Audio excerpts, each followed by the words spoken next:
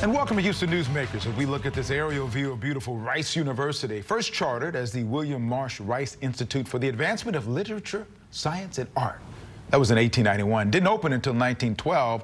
Became one of the jewels of higher education in the South.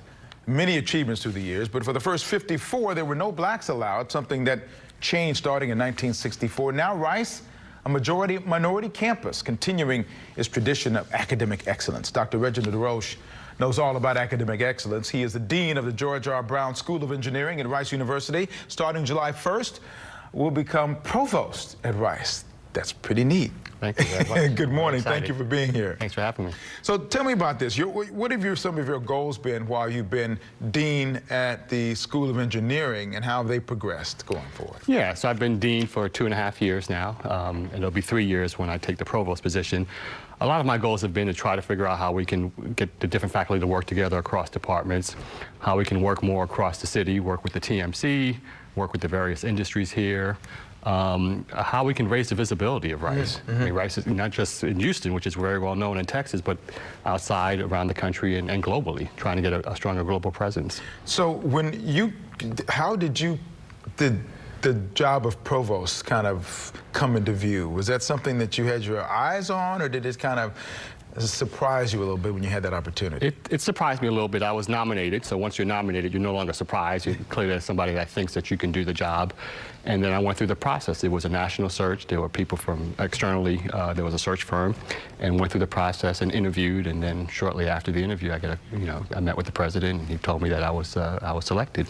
And so people who are not within the academic community, we know that Dr. LeBron is the president of Rice, and you're going to be the provost. What is the relationship between provost and president? Yeah, so we work very closely together. The provost is often called the chief academic officer of the university, so it's really responsible for the student affairs, the faculty affairs, including hiring faculty, tenure faculty, promotion of the faculty, everything dealing with the academic portion of the university, including working closely with the deans, is the responsibility of the provost. So it's very internal facing in some ways, in terms of you're really dealing with the academic mission of the university, and the president tends to be much more external focused, but although obviously he's involved in the internal aspects also. And what's been going on between the time that you've been told that you're going to become the provost and the time you're going to take over there? I'm sure that there's some transition things happening between now and then. There are. So I'm focused on trying to make sure that the dean's office and my role as dean leaves it in a good position for the next dean that'll come in, whether it's July 1st or there might be a transition period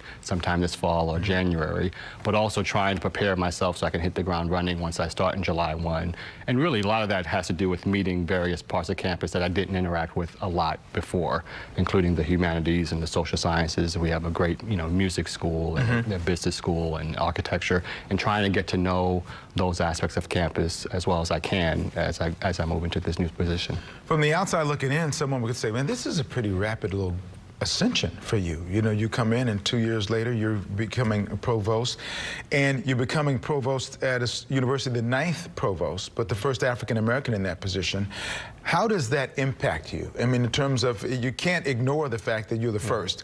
One of these days we'll get to a point where we'll stop having first. Right. But until then, you're the first. So how do you adapt to that? That's right. And I was the first dean at Rice, black dean also. And so, and I gave a talk the other day, and I talked about the fact that for many of us, there always will be first. And so it's just part of what we do and part of where we are as a society.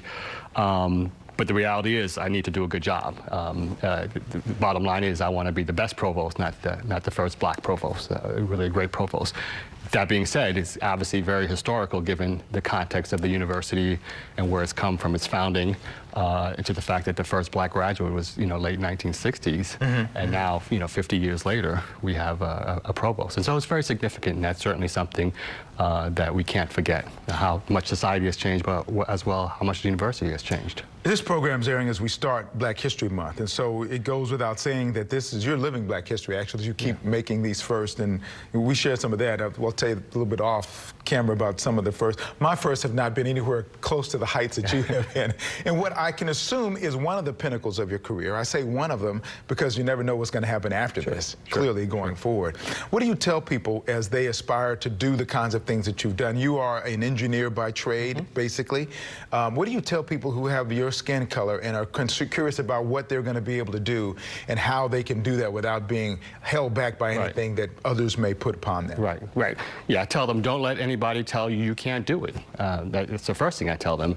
If I listened to people when I was in high school or otherwise that may have thought that I couldn't do it, don't let anybody tell you can't do it. You absolutely can do it. You have to work hard, but you can absolutely do it. You born in Haiti, went to New York, then started. How did that happen, though you became interested in engineering and then pursued engineering? So I was born in Haiti, came to the U.S. as a young child, lived in Brooklyn and lived in Queens throughout my whole high school. I was good in math and science, and we're first generation. My siblings and I are all first generation. I just thought if you're good in math and science, you have to do engineering. I didn't really think there was another option, and so I ended up going to Berkeley. Started off in mechanical engineering, and then switched over to civil engineering for my graduate work. And I've been doing it ever since. I'm an earthquake engineer. Okay. I study how buildings behave in earthquakes. I was a student during the 1989 Loma Prieta earthquake. That got me really fascinated in earthquakes. Oh, yes. And that sparked my interest in doing a PhD in earthquake engineering. And now, provost, soon to be, and between you and Dr. LeBron, what are the goals that you have for the university? Some of the goals that you have going forward. Yeah, and obviously I'm still in the process of figuring out what those goals are and working with the various deans to help them achieve their strategic goals. But at a high level, certainly figuring out how we can work together as a university across disciplines. That's very important. Universities tend to be siloed, and given that Rice is small compared to our aspirational peers, we need to figure out how we can leverage the various departments and work across disciplines to address some of the greatest challenges that we're facing, as well as working with, in this great city that we're in, working with the City of Houston, the TMC, the various industries. We have to leverage those entities for us to achieve what we want to achieve. Well, I'm excited about your role going forward. I'm looking forward to seeing great things. I know that I will, and we'll follow your career along the way. Thank you for coming in. Thank you for having me. Appreciate it so much. Appreciate that.